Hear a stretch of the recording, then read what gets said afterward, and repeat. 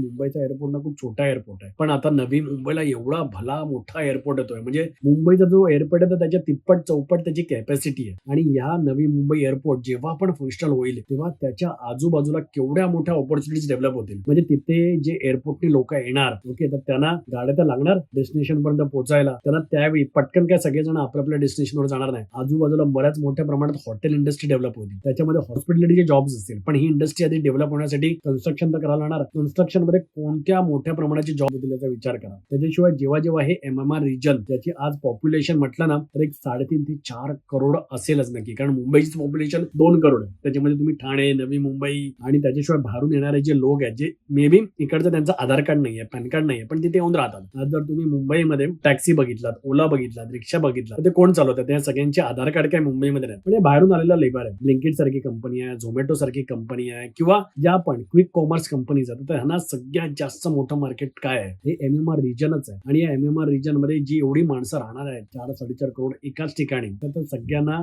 ज्या ज्या गोष्टींची गरज लागणार आहे, तर ते जर इथे जवळपासच मॅन्युफॅक्चर झालं, तर ते पटापट डिलिव्हर पण होईल. ओव्हरऑल तुम्ही बघितलात तर हा प्रदेश मोठ्या प्रमाणात डेव्हलप होतोय MMR रिजन मध्ये. संपूर्ण व्हिडिओ पाहण्यासाठी प्रगत लोके टॉक्सच्या YouTube चॅनेलला व्हिजिट करा.